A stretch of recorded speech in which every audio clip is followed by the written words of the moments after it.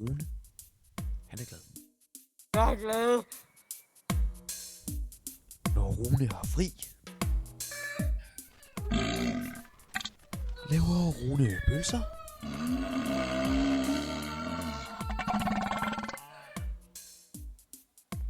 Han hører musik. Han drikker. Og ofte ser han en god film.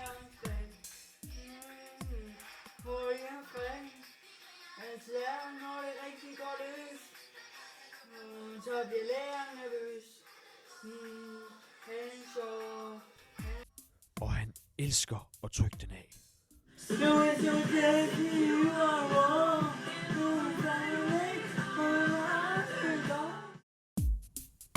Ja, Rune lever virkelig livet.